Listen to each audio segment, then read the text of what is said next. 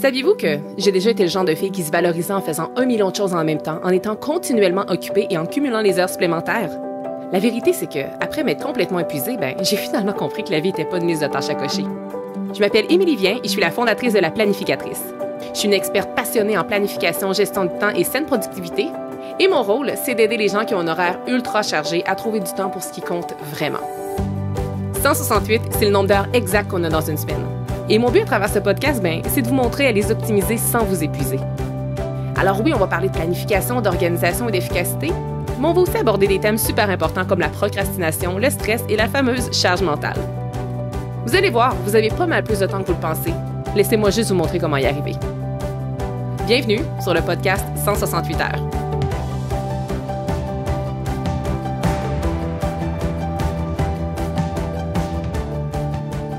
Bienvenue sur un autre épisode du podcast 168 heures. Aujourd'hui, je suis avec la belle Catherine Gendreau. Allô, Catherine? Allô, Émilie? Et on se trouve dans mon salon pour ceux et celles qui nous écoutent sur YouTube. On a même un beau petit feu de foyer. On s'est mis une ambiance, là. Comme quand j'ai invité Catherine, j'ai dit, mets-toi une chemise à carreaux, ça va faire chalet. Parce qu'aujourd'hui, on va parler notamment de chalet, de vie de chalet, de simplicité. Là, on a notre petit chocolat chaud, on a nos petites chandelles. On est comme vraiment dans une belle ambiance de chalet. Donc, si ça vous tente de nous rejoindre en vidéo, on est sur YouTube. Et puis, aujourd'hui, c'est ça. J'avais envie d'inviter Catherine, qui est mon amie, pour qu'on parle de simplicité puis de vie de chalet. Mm-hmm. Puis la raison pour laquelle j'ai eu envie d'inviter Catherine, c'est, puis je vais vous la présenter là, dans quelques instants pour ceux et celles qui la connaissent pas, c'est qu'elle a collaboré avec moi dans un de mes magazines. En fait, à chaque mois d'août, depuis 3 ans, je sors un magazine en même temps que l'agenda. Et pour la troisième édition du magazine, tu as collaboré et tu as justement choisi de parler de la simplicité, notamment à travers la vie de chalet. C'est tellement un bon article que j'étais là, c'est sûr qu'il faut que je vienne sur le podcast pour qu'on en parle plus en profondeur, plus longuement, parce que j'ai vraiment adoré ton article. Alors, merci d'être ici pour qu'on parle de ce beau sujet-là qui t'est très cher. Oui, merci, Émilie. C'est vraiment... premièrement, c'était tellement une belle opportunité que tu me donnes de pouvoir faire cet article-là dans le magazine. Ça m'a comme ramené à l'écriture. Oui, c'est ça que tu disais. À prendre justement un moment pour ralentir, puis juste comme...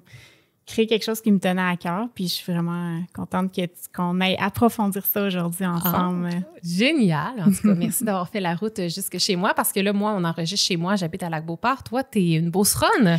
Oui, t'habites dans la région de la Beauce? J'habite à Sainte-Marie-de-Beauce, plus précisément. Puis voilà, je suis native de Saint-Georges. Donc oui, je suis vraiment une Beauceronne. Oui!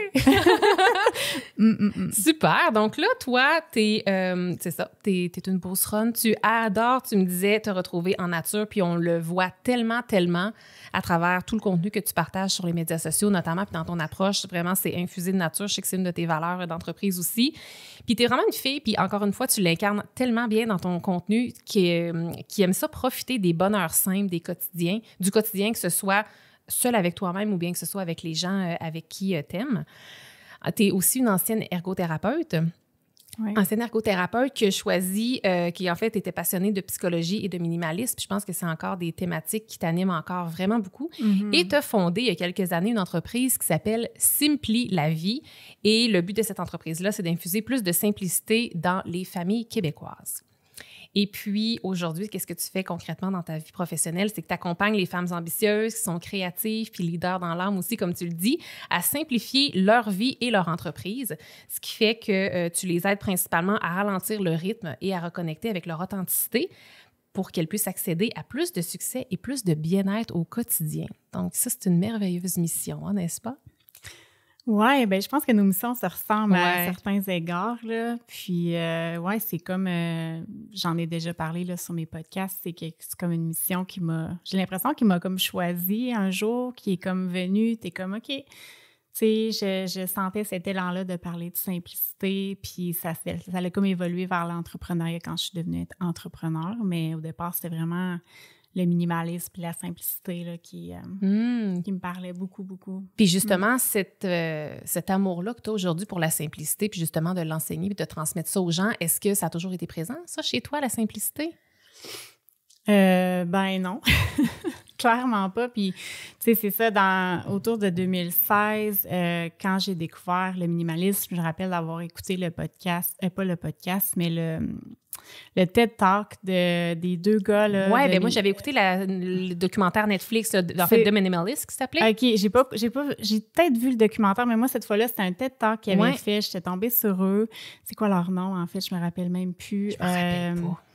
The Minimalist qui s'appelle, en tout cas. Ouais, puis je connaissais pas du tout ce mode de vie-là, cette façon de voir la vie-là. Puis j'ai tellement eu un coup de cœur quand j'ai écouté ça. Puis c'est comme si ça me rappelait que, OK, tu as vraiment besoin de ramener de la simplicité dans ta vie. C'est beaucoup trop compliqué en ce moment. C'est beaucoup plus... Tu sais, j'étais comme dans une période de ma vie où est-ce que j'avais perdu le sens, tu sais, j'étais super triste au quotidien, même si j'avais, tu sais, je venais de finir ma maîtrise, j'avais une super de bonne job au gouvernement stable, j'avais un chum, j'avais tout, là, ce que tu peux vouloir, là, je l'avais, puis malgré tout ça, j'étais malheureuse, puis je sentais que je profitais pas de la vie, puis je sentais que c'était compliqué aussi à plein d'égards, ma vie.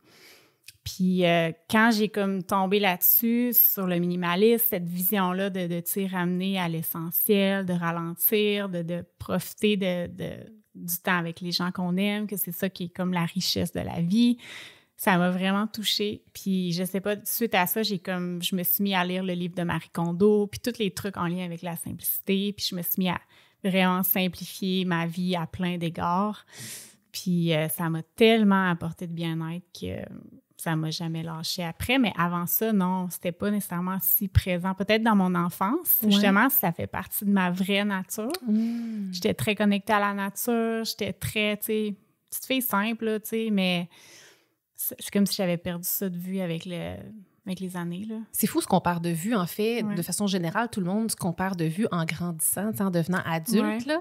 Puis c'est fou comment que... C'est drôle, en fait, que ce soit justement The Minimalist qui t'ait fait un peu cette prise de conscience-là, parce que je me rappelle que mon chum puis moi, quand le documentaire est sorti, en fait, c'était peut-être même pas à la sortie, mais en tout cas, dans les premières années que c'est sorti, on l'a écouté, puis ça nous a tellement touchés parce qu'on venait d'emménager ici, comme dans notre grosse maison de Lac-Beauport, qu'on rêvait donc bien d'avoir. On voulait donc bien une grosse maison parce que c'est donc bien ça qu'on est supposé avoir dans la vie.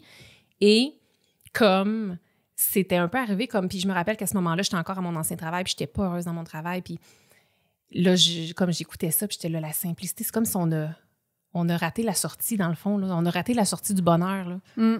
Fait que c'est super intéressant que en fait, toi, c'était le TED Talk, mais comme que cette équipe-là, ces gars-là, ça a autant eu un impact. Ouais. Donc, pour les personnes qui ne l'ont pas écouté, on vous invite. Ça doit encore être quelque part. Les TED Talks, c'est sûr qu'on retrouve ça sur YouTube, mais sinon, je ne sais pas si c'est encore sur Netflix, leur documentaire, mais c'était vraiment intéressant. Puis, justement, tu disais que ça t'a tellement fait de bien. Est-ce que c'est ça qui fait en sorte que tu as choisi de créer une entreprise qui tourne autour de la simplicité? Parce que ça s'appelle quand même « Simpli la vie ». Oui. Donc, qu'est-ce qui t'a amené justement à fonder cette entreprise-là? Oui, bien, c'est vraiment cette passion-là pour tout ce qui était relié à la simplicité. Je m'étais mis à simplifier tellement d'éléments dans ma vie, dont, le matériel en désencombrant. Après ça, au niveau de mon alimentation, je me suis mis à simplifier mon alimentation parce que j'avais pas beaucoup d'énergie. Je me sentais tout le temps fatiguée, épuisée. Puis bon, j'avais lu que l'alimentation pouvait avoir un impact. Fait que je m'étais mis à simplifier ça, simplifier aussi les pensées, le mental. Je m'étais mis à la méditation. Donc, c'est comme si j'avais fait un grand ménage de ma vie à vraiment épurer plein de sphères de ma vie. Puis ce grand ménage-là, après, m'a comme tellement fait reconnecter à, tu sais, mon essence, à qui je suis, à la joie de vivre, à la spontanéité, à la simplicité, justement, dans plein de sphères. Tu sais, je parlais aussi, j'ai pas parlé, mais aussi, tu sais, dans les relations aussi, de faire du ménage là-dedans. Tout ça, puis tu sais, après est venu le travail, de me remettre en question. Donc, tout ça, ça m'a tellement apporté que j'avais vraiment envie de repartager ça. Puis, tu sais, au début, c'est un blog. Ça s'appelait Simplicité naturelle. Ah, j'allais dire, je m'en rappelais pas, mais je pense que je ne l'ai jamais su. Ouais. J'avais appelé ça Simplicité naturelle, puis finalement, ça a évolué vers Simpli la vie. Puis c'est ça. Au début, c'est vraiment juste un partage de tout ce qui me passionnait en lien avec ça. Puis un jour, ben j'ai comme eu cet élan-là de dire « Hey, j'ai le goût d'accompagner les femmes à simplifier leur vie, tu sais. » Puis là, tu sais, avec mon bagage de thérapeute, je me disais « je peux peut-être faire quelque chose. » Puis le coaching m'attirait depuis longtemps. Fait que j'ai décidé de prendre une année sabbatique de mon travail d'ergothérapeute pour l'essayer, voir si ça pouvait être viable. Puis voilà, c'est là où j'en suis. J'ai quitté finalement mon emploi quelques temps après. Fait que t'es vraiment allé faire un travail de fond dans la simplification de ta vie, mais à tous les niveaux. Il y en a qui font penser justement beaucoup juste au matériel. Là, quand on parle de simplifier les choses, on va y aller avec le matériel, puis c'est déjà bien. Mais toi, t'es vraiment allé à un niveau plus profond. Là.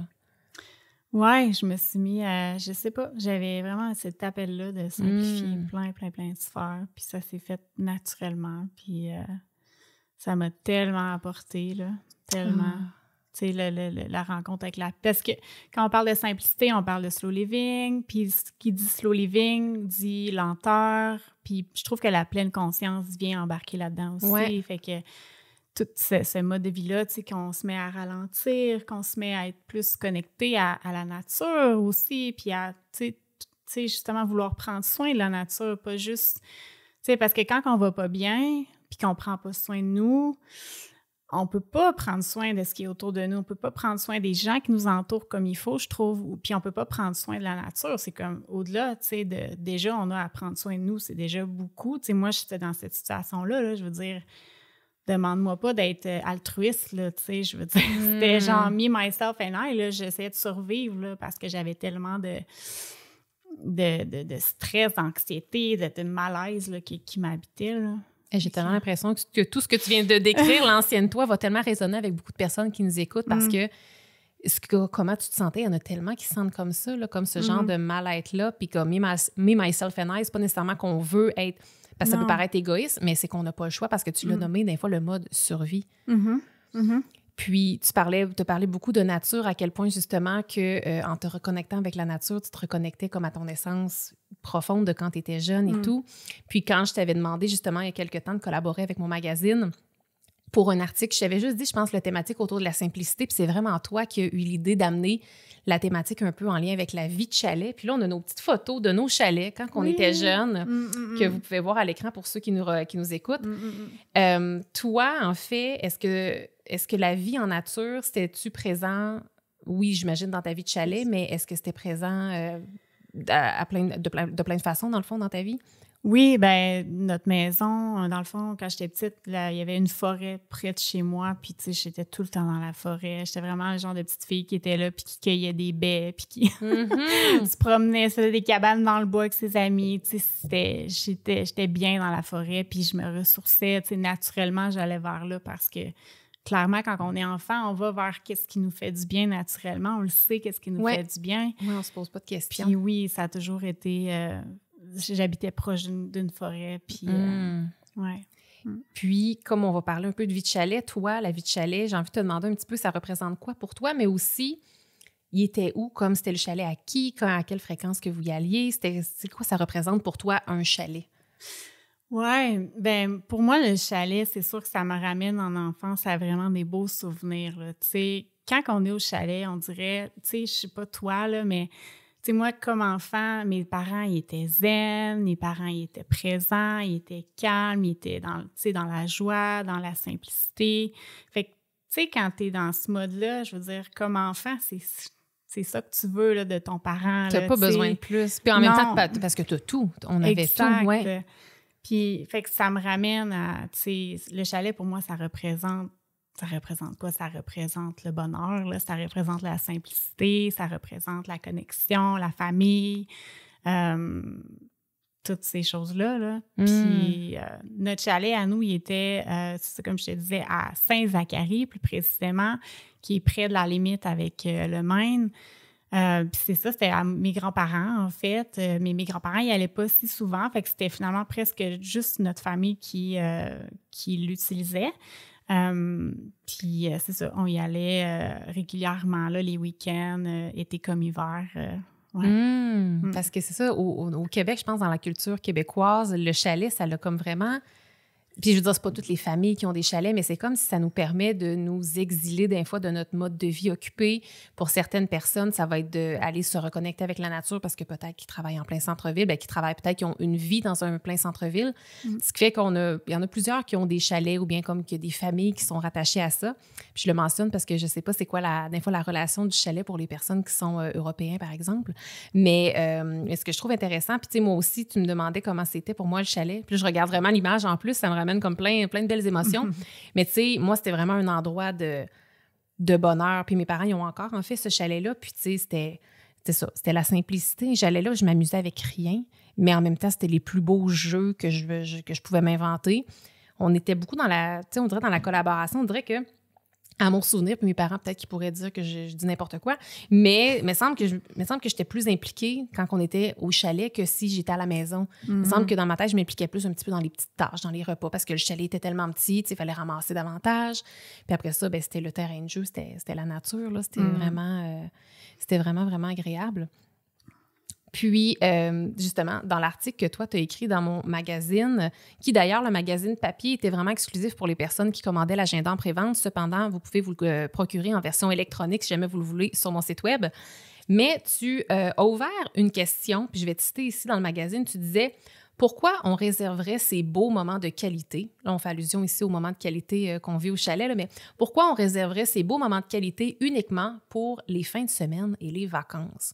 Puis moi, quand j'ai lu ça, ça m'a vraiment, vraiment interpellée parce que je me disais, ouais, pourquoi dans le fond? Pourquoi je vais juste au chalet une fin de semaine sur 8? Ou pourquoi, comme je m'autorise juste la vie de chalet la fin de semaine ou pendant les longues vacances de l'été, par exemple, alors que je pourrais peut-être l'intégrer un petit peu plus au quotidien. Puis c'est justement ça que tu es venu faire, tu es venu donner des petits conseils. Puis toi, de ton côté, je pense que depuis que tu t'es posé cette question-là, tu sais, t'as essayé, en fait, d'implanter des choses dans ta vie pour te sentir comme au chalet au quotidien. Concrètement, comme ça ressemble à quoi pour toi, la vie de chalet au quotidien dans ta maison? Bien, c'est drôle parce que souvent, comme on s'est construit il y a 2 ans maintenant, 2-3 ans maintenant. Puis les gens, quand ils viennent chez nous, ils disent, on est comme au chalet, on se sent comme au chalet. C'est bien le fun! C'est tellement drôle parce que c'est vraiment ça que je voulais recréer, ce sentiment-là de réconfort, de chaleur, de simplicité, c'est ça. Puis, mais ta question, c'était, dans le fond, comment... Oui, bien dans le fond, qu'est-ce que tu fais concrètement, toi, pour te sentir au chalet tout au long de l'année, toi aussi, tu as une vie occupée, toi aussi, tu as des engagements, tu as des trucs.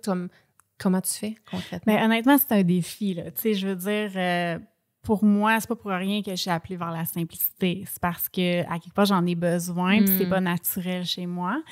Fait que ce que j'essaie de faire, c'est vraiment, tu sais, parce que pour moi, quand on est au chalet, tout est plus lent, premièrement. C'est vrai. On dirait qu'on prend le temps. On prend le temps de faire la vaisselle. On prend le temps de vraiment comme connecter ensemble. Fait que je dis pas que je fais la vaisselle à tous les soirs à la main, mais j'essaye de justement ralentir le plus possible mes gestes au quotidien. Fait que juste, tu sais, quand je fais la vaisselle, quand j'ai un peu de vaisselle à faire, de juste essayer de ralentir, d'être pleinement consciente de ce que je suis en train de faire parce que, comme tu le disais tantôt, qu'à travers mon contenu, je vais comme partager un petit peu les petits bonheurs simples du quotidien. C'est parce que pour moi, la richesse, elle est là. Tu sais, c'est derrière ces petits moments simples-là quand on ralentit assez puis qu'on se connecte vraiment à comment qu'on se sent, qu'est-ce qu'on voit, qu'est-ce qu'on entend, qu'est-ce qu'on ressent. C'est là que, justement, on peut ressentir vraiment, je trouve, une vitalité qui s'installe.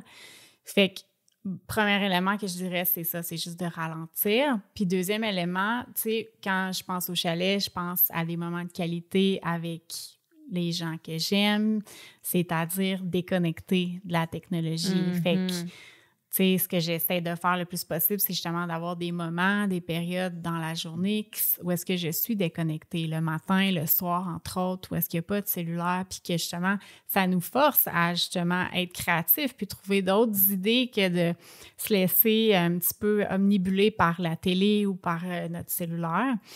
Puis vraiment de faire des jeux de société, faire des choses comme quand on est au chalet puis qu'on se retrouve pas de télé, pas de rien, comme là, on trouve des idées, on joue aux cartes, on fait d'autres choses, tu sais. Fait que je trouve que ça l'aide. Quoi d'autre? Ben, c'est sûr que, tu sais, le côté, quand on est au chalet, c'est comme on a juste l'essentiel. On a accès à l'essentiel, tu sais, il n'y a pas de superflu ben, là. Souvent, c'est juste, tu sais, une cuillère en bois pour faire la sauce à spaghetti, le nombre d'assiettes qu'on a besoin. On a le minimum, là. Oui, c'est ça. Fait que dans ma maison, j'ai essayé d'épurer le plus possible, puis vraiment, j'aime ça, tu sais, quand c'est vraiment... On a ce qu'on a besoin, on a juste ce qu'on a vraiment besoin. Ouais.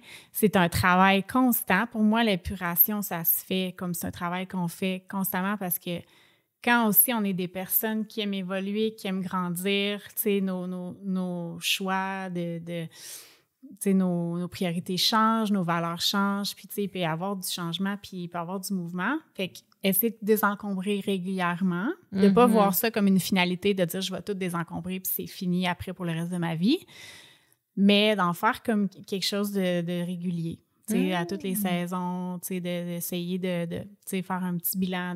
Tu sais, je sais que, parce que là, on parle de toutes des choses qui sont, comment je dirais, tu sais, moi, j'ai pas d'enfant, j'ai quand même un mode de vie à la base qui est c'est quand même facile d'intégrer ça, tu sais, parce que tu sais, j'ai mon chien à m'occuper, puis c'est pas mal tout, là, tu sais. Fait que j'aimerais ça aussi que peut-être, tu dises, toi, ta réalité de maman, parce que je la connais pas, cette réalité-là, je peux l'observer, mais je le sais que ça peut amener, limiter le temps qu'on a pour ces choses-là.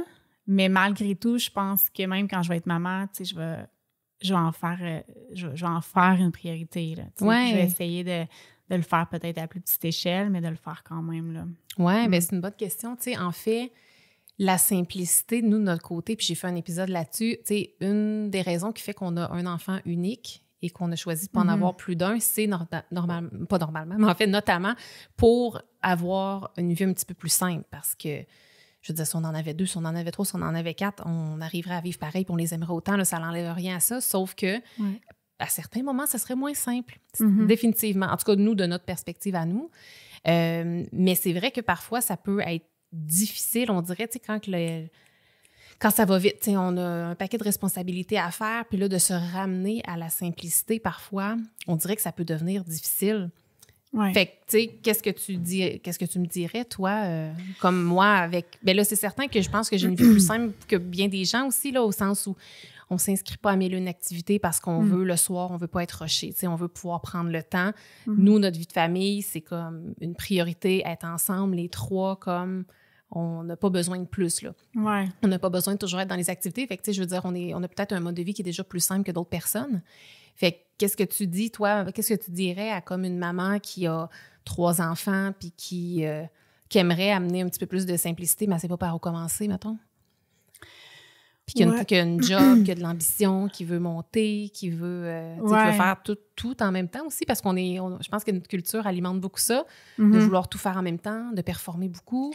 Clairement. Puis je pense que ça revient vraiment. Puis tu sais, c'est pour ça que moi, je connecte beaucoup la simplicité à l'authenticité, parce que pour moi, c'est en étant à l'écoute de soi, puis de qu'est-ce que moi je valorise, qu'est-ce que moi est important pour moi, puis arrêter de regarder qu'est-ce que les autres font autour de nous. Tellement. C'est sûr que le syndrome du c'est quoi donc, le voisin avec le gazon est toujours plus vert chez le voisin. Ben ça va compliquer notre vie là, ça là, parce que là tu te dis ben là il vient de s'acheter un bateau, ben moi aussi je veux un bateau. T'es-tu sûr que tu veux un bateau? T'es-tu sûr que c'est vraiment ça que tu veux, tu sais? Fait que je te dirais qu'un des éléments importants, c'est de se reconnecter, se ramener à soi, de dire, OK, qu'est-ce que moi, je veux vraiment pour ma vie? Quel genre de vie? Puis, tu sais, je pense que ça, c'est un exercice que tu fais faire à tes clientes aussi, mais je fais souvent faire à mes clientes l'exercice de la grande vision, ou même juste comme une journée typique, une journée comme... normale, entre guillemets, de ta vie rêvée, là. Ça serait quoi, pour toi, une journée genre « wow », là? Puis, tu sais, moi, ma journée « wow », c'est une journée simple, là. Ouais. Pour quelqu'un d'autre, ça peut être différent, mais pour moi, c'est vraiment genre juste d'avoir un matin, un slow, là, un matin que je peux commencer tranquillement là, à boire mon café. Moi, c'est genre... C'est le bonheur. C'est le luxe, là, pour moi. C'est le gros luxe, là. Fait que je me rappelle d'avoir fait ça, puis quand je fais des suivis avec mes clientes, souvent, c'est ce que je leur fais faire comme première réflexion. OK, maintenant, qu'est-ce que, dans un monde idéal, ça ressemble à quoi ta journée parfaite? Puis là, après ça, une fois que tu sais c'est quoi que tu veux créer comme vie, s'il y a de la simplicité d'infuser là-dedans, bien là, ça te donne déjà comme une direction vers où t'en aller, de ce que tu veux finalement. C'est quoi les changements que tu peux apporter? Fait que peut-être, ce serait un premier élément. Mais c'est vraiment un très bon premier élément, là. Vraiment, vraiment. Parce qu'après ça, je veux dire, là, je te pose la question comme ça, mais tu sais, chaque mère occupée de 3 enfants qui travaille puis qui a de l'ambition a sa propre réalité, a ses propres besoins, sa propre personnalité, ce qui fait que, tu sais, ça varie d'une personne à l'autre, mais déjà là, puis c'est vrai, tu sais, un peu, tantôt, je reviens à ce que tu disais, tu sais, je te disais que j'avais écouté le documentaire de Minimalist, on venait d'emménager dans notre grosse maison, qu'on pensait que ça allait donc bien nous rendre plus heureux et tout. Puis c'est ça aussi, à un certain moment, c'est comme, on se rend compte que pour être heureux, souvent, les choses, on les a déjà. Puis je dis les choses, ça n'a pas besoin d'être matériel, mais... Tu sais, moi, je me suis jamais sentie aussi riche et comblée que... Bien là, c'est... En fait, la première fois de ma vie, devrais-je dire, parce que je me sens très riche et comblée mais, présentement, là, mais la première fois de ma vie où que j'ai commencé à vraiment me sentir riche et comblée, c'est genre pendant la pandémie, que j'avais plus de job, que genre je n'avais plus de salaire, que j'avais plus... Tu sais, je pouvais plus vraiment... me procurer de luxe ou me procurer de biens matériels ou comme de faire des sorties et des expériences parce qu'on n'avait pas les moyens, tu sais. Mais j'étais comblée. J'étais comblée. Puis le matin, je me réveillais puis je me sentais comme libre. Même si de l'extérieur, j'étais vraiment pas libre là, parce que là, j'avais tout à bâtir, j'avais comme plein d'insécurités qui planaient autour de moi, sauf que ma vie était simple. Parce que j'étais comme... c'est comme s'il me restait juste ça. Ouais. Oui, puis je comprends vraiment le feeling que tu décris parce que moi aussi, une des périodes de ma vie où est-ce que je me suis sentie vraiment bien, c'est quand je venais de laisser mon emploi puis que je démarrais mon entreprise. Il y avait plein d'inconnus, tu sais, c'est excitant. Allô, l'incertitude aussi, là. Mais beaucoup d'incertitudes, puis genre zéro revenu, zéro comme, tu sais. Puis pourtant, tu sais, justement, j'étais tellement heureuse parce que là, à ce moment-là, tu sais, aussi, tu trouves des moyens là, de trouver ton bonheur dans les petites choses, là, vraiment. Là, tu sais, comme je me suis mis à refaire beaucoup de randonnées, à revenir vraiment en nature parce que là, tu sais, j'avais pas les moyens d'aller au spa, d'aller faire des trucs un peu plus, tu sais, qui coûtent un peu plus cher, là, tu sais. Fait que c'est sûr que ça... Il y a des périodes de notre vie qui nous ramènent à ça naturellement. Là. Puis, tu sais, exactement. Puis, comme moi, je suis plus dans cette même période de vie-là, au sens où maintenant, je gagne super bien ma vie. Puis, il y a plein de choses qui ont changé. Mais je me ramène souvent à ça. Puis, je me rappelle souvent ça parce que je me rappelle que pendant que je vivais dans cette simplicité-là, je me disais, tu sais, j'ai pas besoin de plus au final. Tu sais, fait que c'est super intéressant de l'exercice que tu proposes à tes clients parce que des fois, de se questionner à savoir c'est quoi ma vie rêvée, ma journée de rêve, au final, on se rend compte qu'elle est peut-être pas mal plus simple qu'on pense. Oui, vraiment. Puis, tu sais, je vais toujours me rappeler une fois, une de mes clientes m'avait dit, tu sais, ta vie, ça a tellement l'air comme, justement, tu sais, vraiment simple avec ton chien, tu fais tes petites marches le matin, puis tout ça. Puis, tu sais, elle, sa vision, c'était plus comme de vivre sur le bord de la mer, de comme, tu sais, c'est autre chose, sa vie, puis c'est parfait, tu sais, on a chacun notre vision de qu'est-ce qui va nous apporter du bonheur. Mais moi, clairement, la simplicité, ça m'en apporte beaucoup. Puis, tu sais, quand je l'avais perdu de vue, ça, finalement, dans une période de ma vie, puis c'est pour ça que je me sentais aussi déconnectée, aussi mal. Tu sais, parce que je me rappelle, c'était suite aux études universitaires qui m'avaient vraiment comme monté dans ma tête beaucoup, là, tu sais, puis beaucoup dans le stress, là, que j'avais perdu, déconnecté un petit peu qui j'étais, qu'est-ce qui me faisait vibrer dans la vie, qu'est-ce qui me faisait du bien, là, tu sais, parce que j'habitais en ville aussi pendant les études, puis j'étais vraiment focusée sur, tu sais, la performance, réussir mes études et tout ça, me faire une place dans la société. Fait que c'est ça, on se déconnecte de qui on est. Oui, puis c'est là qu'on s'oublie puis qu'on oublie notre authenticité. Tu sais, tantôt, tu disais, tu voyais vraiment une grande relation entre authenticité et simplicité. Puis ça, c'est vrai, je me reconnais beaucoup quand tu dis ça. Tu sais, quand j'ai fait mon épuisement, je veux dire, il y a un paquet de facteurs qui ont fait que je me suis rendue à l'épuisement.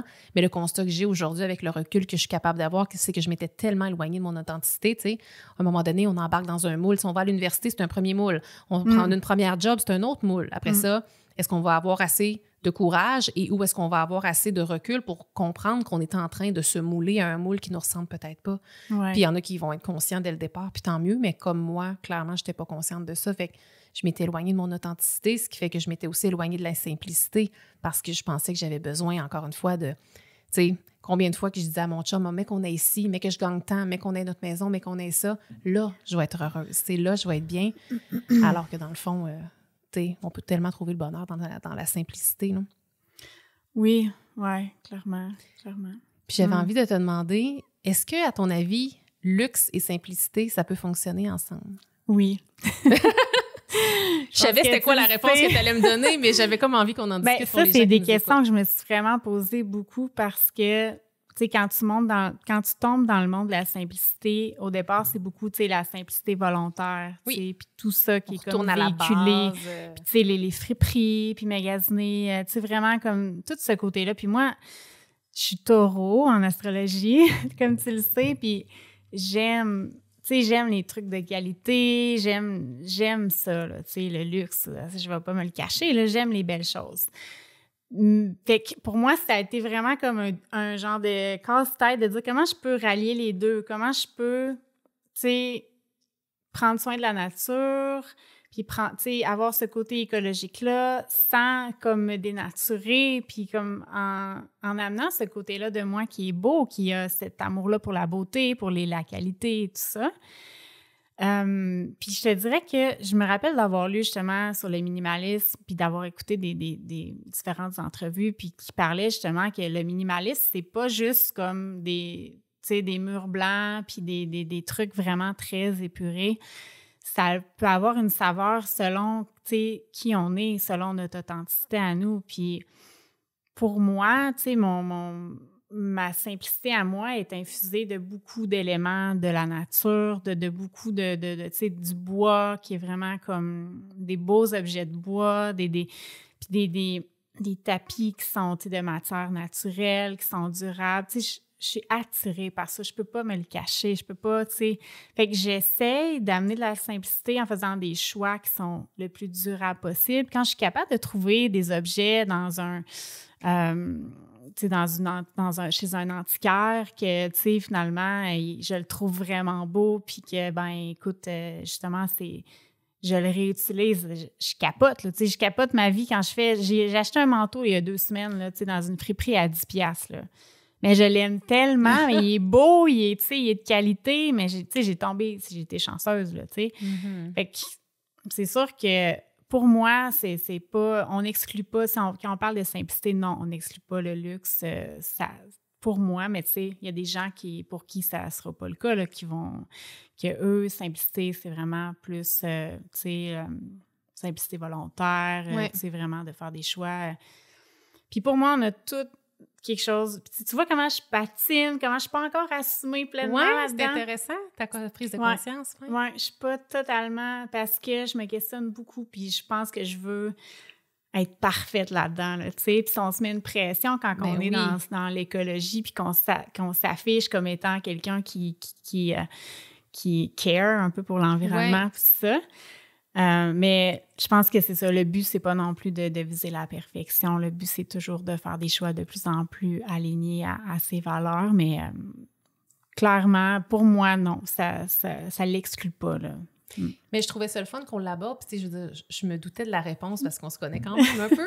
Puis, moi aussi, en fait, puis je m'en cache pas non plus, moi aussi, j'aime le luxe, j'aime les trucs qui sont luxueux, j'aime les belles choses aussi, puis je m'excuserai pas pour ça. Mais souvent, on entend simplicité, on a l'impression qu'il faut se départir de tous nos biens matériaux, puis aussi comme de tout ce qui est moindrement luxueux. C'est comme un peu une association qu'on fait. Mais c'est le fun qu'on ait eu cette discussion-là parce qu'on n'a pas besoin de penser que les deux peuvent pas aller ensemble. Parce que la simplicité, je veux dire, on peut avoir une coutellerie très luxueuse qui est très fonctionnelle pour nous, puis il y en a d'autres qui vont se contenter d'une qui est comme de base, qui est plus ancienne et tout. Fait que, tout dépend, je pense, comme tu disais, des valeurs, puis de, mettons là, si on parle plus de l'environnement dans lequel on vit, c'est de l'ambiance aussi qu'on veut donner, puis tout ça. Fait que, ça va... ça peut aller loin aussi, puis ça va dans la simplicité. Là, on parle de biens matériels, on parle d'environnement, mais ça va aussi dans les choses, les services qu'on va offrir, les services qu'on va acheter de d'autres personnes, tu sais. Fait que ça se reflète parce que le luxe, c'est pas juste dans le matériel, tu sais, ça va à plein de niveaux. Ça fait penser à quelque chose d'autre que j'avais entendu un jour. Ça m'avait vraiment aidé, justement. La personne, elle disait, tu sais, comme mettons quelqu'un qui a une Ferrari, là. Est-ce que cette personne-là, nécessairement, comme... c'est une mauvaise personne parce que là, tu sais, elle a du luxe et elle a, tu sais, Puis non, tu sais, cette personne-là, en fait, elle a les moyens de s'acheter ça, ça la fait triper, ça la fait vibrer pour moi, cette personne-là, tu sais, puis c'est ça l'idée, c'est de dire, OK, le but, c'est pas que tout le monde ait des Ferrari. Oui, si ça se met à tout le monde a des Ferrari, il y a un problème.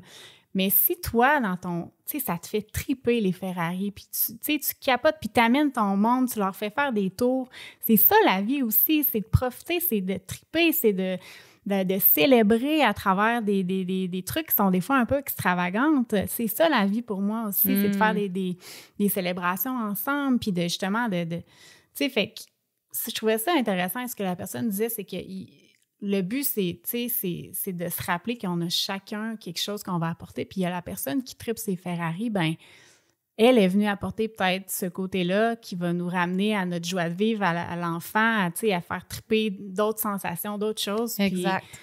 Puis pour moi, c'est ça, mais c'est juste de se rappeler qu'on le but, c'est pas, par exemple, que tout le monde... Puis c'est pourquoi je veux ma Ferrari. C'est-tu parce que mon voisin en a une, puis j'ai envie d'avoir l'air, tu sais, plus riche que lui, ou si c'est parce que je rêve depuis que j'ai 4 ans d'avoir une Ferrari, c'est mon rêve. C'est ça. C'est pas la même chose. Puis il y en a qui ont des véhicules, là, c'est parce qu'on parle de véhicules de luxe. Ouais. Il y en a qui en ont, puis ils savent pas trop pourquoi, juste pour l'avoir, alors qu'il y en a d'autres que eux, ils trippent sur la conduite. Ils vont vraiment apprécier chaque seconde qu'ils vont être derrière le volant. Exact. Fait que, tu sais, mais c'est bien que tu apportes cette histoire-là, je trouve. Ça permet vraiment de faire comme la perspective.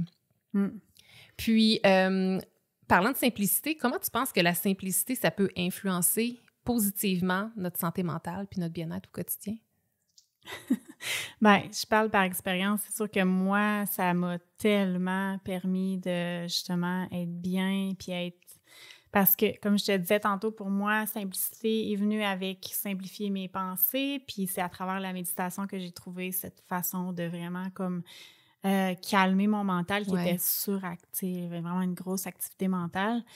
Fait que c'est sûr que la méditation en tant que telle m'aide énormément. Puis aussi, tu sais, en étant quelqu'un de très sensible, que j'ai découvert avec le temps que j'étais même peut-être hyper sensible à mon environnement, ben d'avoir un environnement qui est comme plus épuré, pour moi, ça m'apaise, ça m'aide à me concentrer, ça m'aide à être plus créative aussi, vraiment. Je sais qu'il y a des gens que ça ne va pas les affecter, qu'un environnement soit plus surchargé, mais moi, quand je rentre dans mon bureau de travail, par exemple, là, si c'est à la traîne, là, je vais être distraite facilement, je ne serai pas capable de me focusser sur ma tâche, puis je ne serai pas autant créative.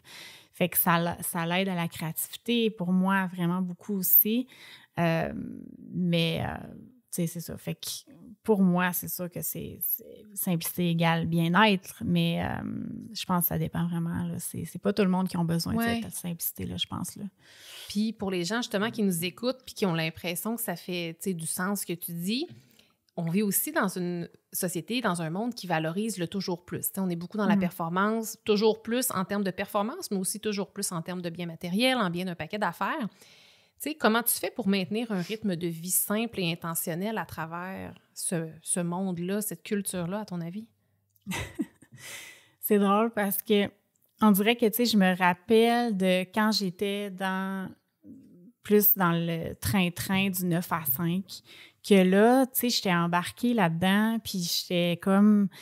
C'était plus dur, justement, parce que tu es constamment confronté à un rythme de vie qui est comme plus vite, puis tu t'es comme...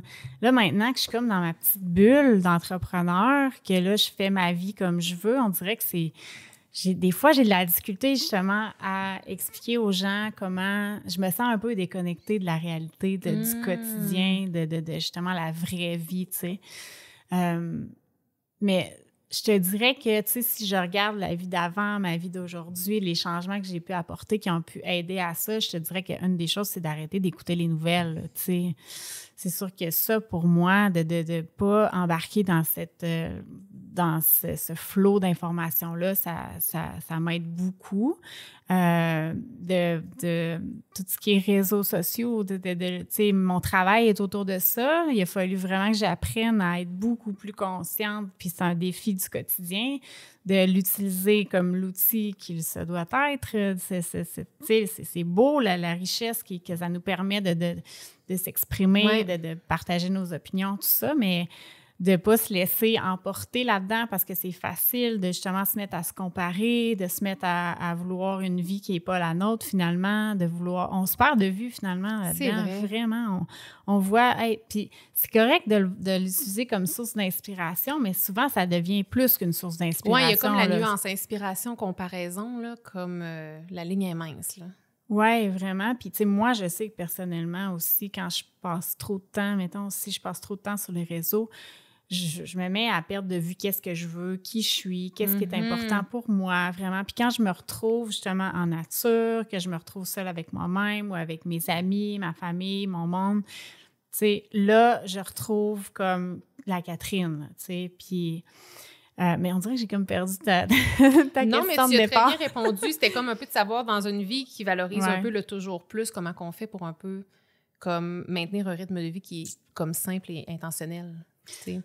Ben, tu disais, tu sais, d'y aller justement, peut-être en limitant les nouvelles, ces choses-là. Puis ce qui est très drôle, c'est que, tu sais, pour revenir à la vie de chalet, là, quand on est au chalet, là, puis qu'il n'y a pas de réseau, puis qu'on passe 3 jours à ne pas être sur notre cellulaire, à ne pas être au courant de ce qui se passe dans le monde, tout le monde, ça leur fait tellement du bien. Il me semble que tout le monde revient, « Hey, ça m'a tellement fait du bien de déconnecter. » Les vacances, juste les vacances, partir en vacances. Exactement. Mais après ça, tout le monde comme retombe dans leurs habitudes et de reconnexion. Après ça, je comprends que parfois, pour le travail, pour un paquet de raisons, on n'a comme pas le choix, entre guillemets, de rester connecté.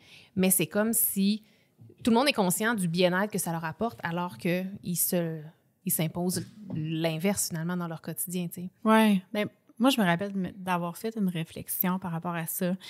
Je me disais, comment ça que quand je suis en vacances, je suis aussi bien zen et calme et tout ça? Fait que là, je m'étais posé la question, qu'est-ce que je fais quand je suis en vacances de différent?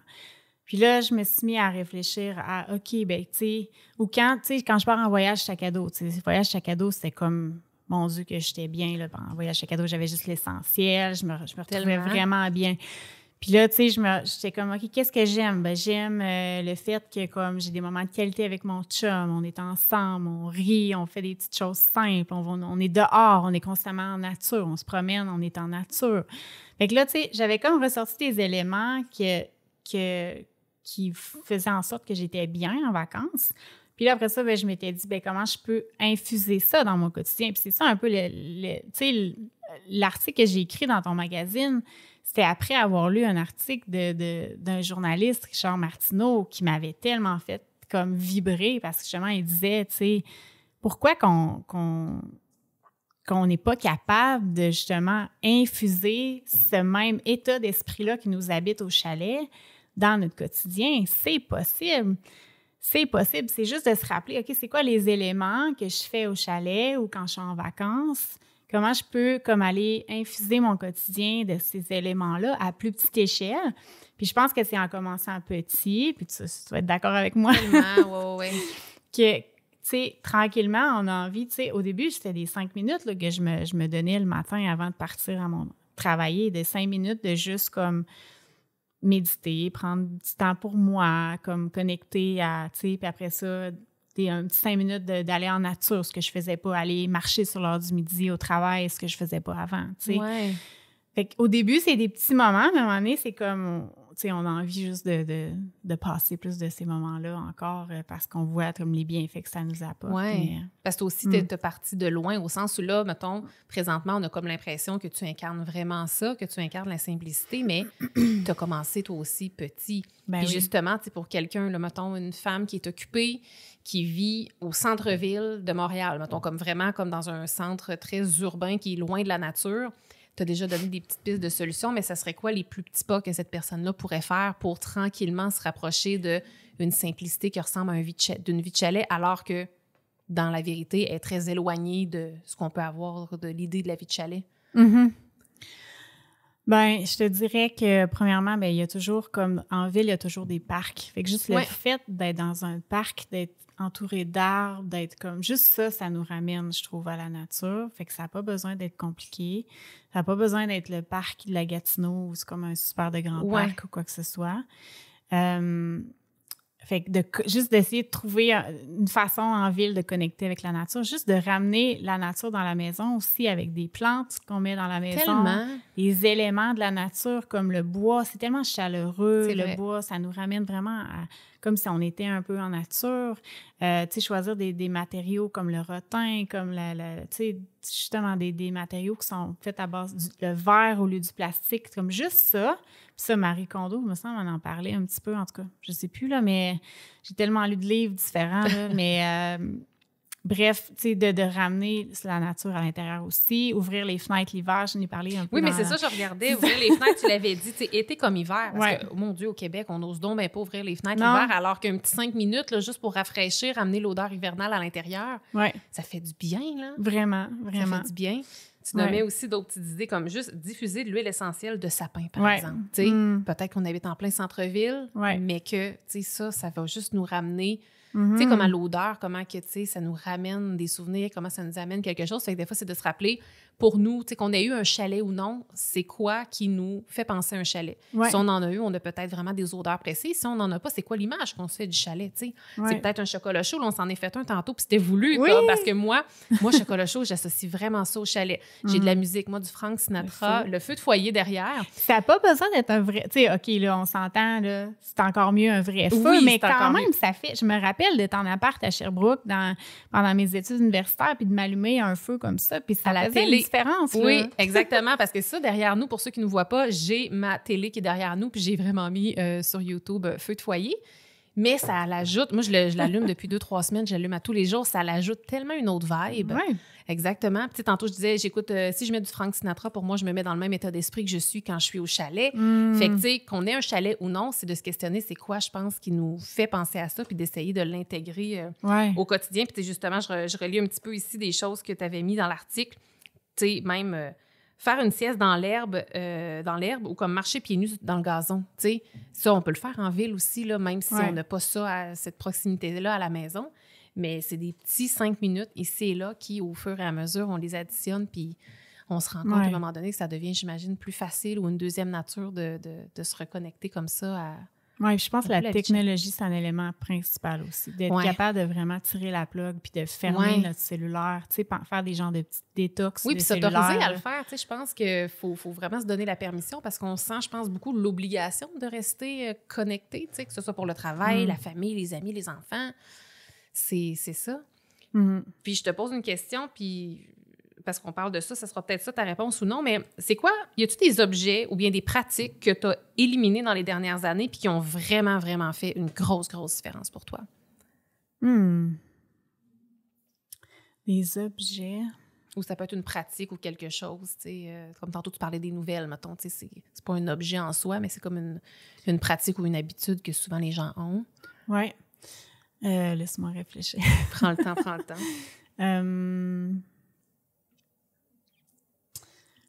Ben, c'est sûr que oui, là, d'écouter les nouvelles.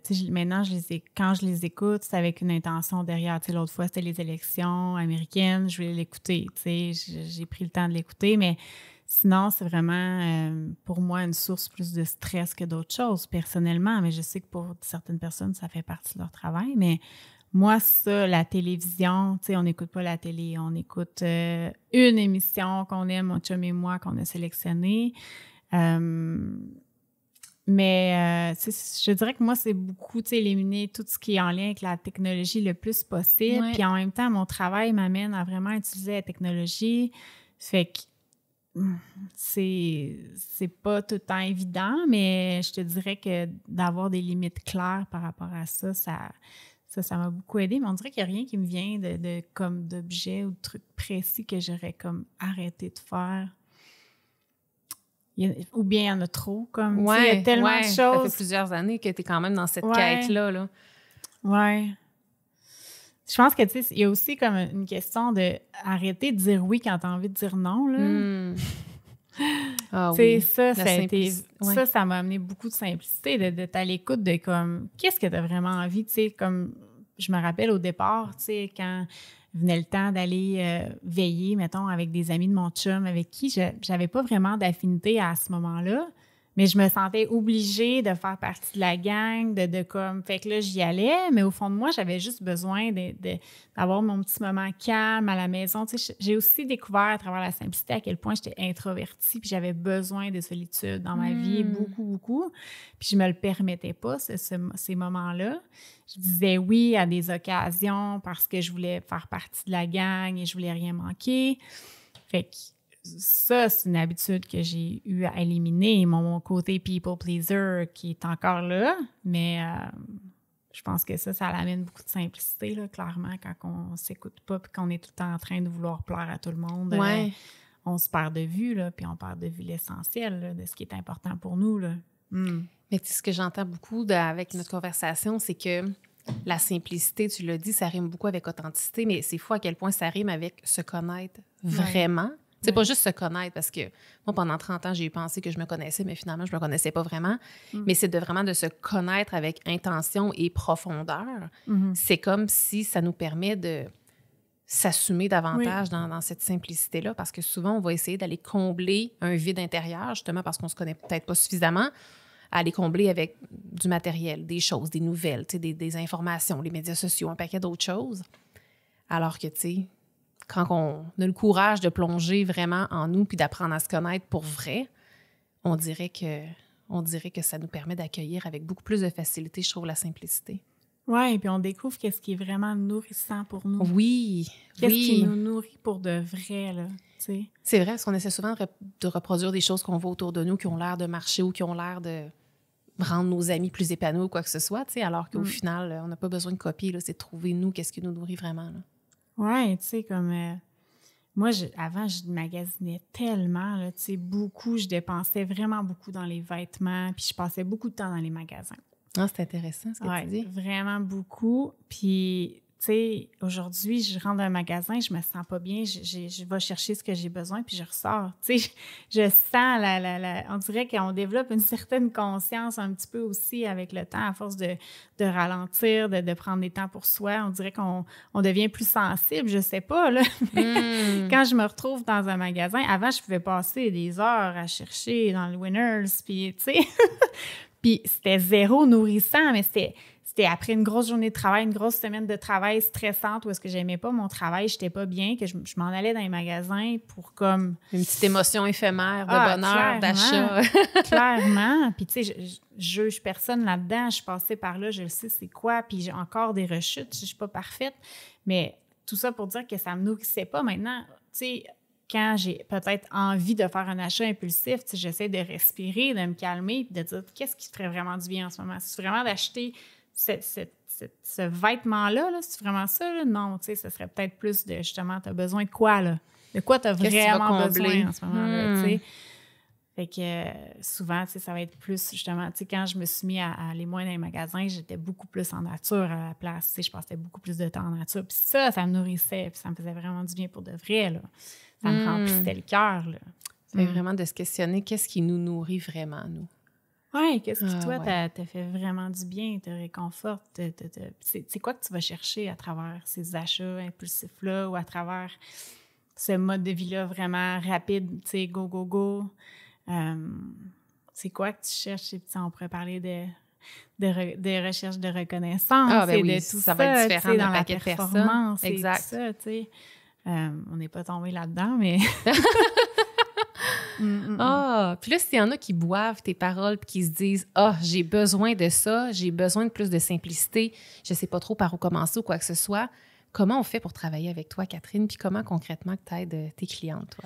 Oui, bien en fait, on peut retrouver toutes les informations sur mon site web, simplierlavie.ca. Puis en ce moment, je te dirais que je fais surtout du coaching avec les entrepreneurs, mais tu sais, je suis toujours ouverte à finalement n'importe qui sent l'appel de travailler avec moi. J'ai travaillé pendant longtemps plus avec des femmes justement qui étaient en recherche de sens, de simplicité, puis ça m'arrive encore de les accompagner. Fait que je fais beaucoup du coaching. Puis là, je suis en train de développer le volet plus cours en ligne. J'ai une première formation qui va sortir prochainement où est-ce que j'aimerais justement pouvoir partager toutes les connaissances que j'ai par rapport à la simplicité puis tous les outils qui m'ont aidé à simplifier ma vie. Puis sinon, fait que ça, c'est comme les deux façons plus de travailler avec moi. Ouais. Mais sinon, ben, il y a mon podcast. Oui, Podcast Simplicité, qui est un excellent podcast, soit dit en passant. Là. Une vraie petite pépite d'or, puis on en parlait justement. Tu sais, c'est quand même des épisodes qui sont pas trop longs. Il y a plein de sujets intéressants, puis je trouve que tu as une façon d'expliquer les choses, ben, peut-être tout en simplicité, justement. Tu sais, c'est clair, c'est concis, c'est concret, puis c'est simple. Fait que c'est du contenu qui se consomme vraiment bien. Là. Fait qu'un super bon podcast. Merci. Bienvenue. Puis là, je t'ai comme coupé, mais sinon, pour, c'est ça, te joindre et rester reconnecté à ton univers. Surtout Instagram. C'est vraiment la plateforme que j'utilise le plus. Simpli la vie sur Instagram.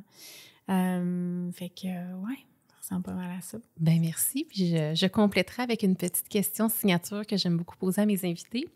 Si je te donnais, comme par magie, 168 heures, soit l'équivalent d'une semaine, qu'est-ce que tu ferais avec?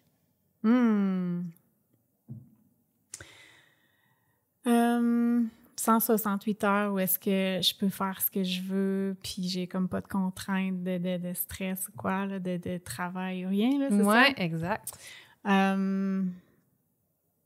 C'est drôle parce qu'on dirait que j'ai tellement l'impression que je me sens libre déjà, tu sais, au niveau du temps. Oui. Qu'on dirait que ta question me fait réaliser que je continuerai à faire ce que je fais là. Je suis tellement contente, j'ai le goût de pleurer genre en le disant parce que je suis comme wow, comme ça veut dire que comme j'ai réussi à bâtir la vie que j'aime là, tu sais, pour pas chercher à vouloir faire d'autres choses si j'avais plus de temps ou quoi. C'est beau, j'ai genre des frissons là, c'est vraiment beau parce qu'il y en a qui vont chercher ça comme toute leur vie mais comme qu'ils le trouveront jamais, tu sais. Donc allez travailler avec Catherine. Non, mais tu sais ça me fait drôle de dire ça en même temps parce que je ferais rien de différent. Tu sais, je continuerais à faire ma petite vie simple avec mon chum, mon chien, mes amis, ma famille. Mais c'est beau. Puis oui, tu sais, c'est plus en termes, tu sais, si j'avais plus de moyens que là, peut-être que là, je sais pas, je partirais peut-être en voyage, mettons. Mais en termes de temps, je me sens riche en termes de temps. C'est magnifique parce que très peu de gens, je pense, peuvent affirmer ça. La vraie richesse est dans le temps. Oui, je pense que oui aussi. Merci Catherine d'avoir été avec moi ici. Merci beaucoup. Merci à toi. Merci d'avoir été là. Si cet épisode vous a plu, est-ce que je peux vous demander un petit service? Allez évaluer le podcast 168 heures en lui donnant un 5 étoiles et abonnez-vous pour ne rien manquer. C'est honnêtement la meilleure façon de le faire découvrir aux autres, puis en même temps, ça me témoigne que vous l'aimez. J'ai déjà hâte qu'on se retrouve et d'ici là, assurez-vous de profiter pleinement des 168 heures de votre semaine. À bientôt!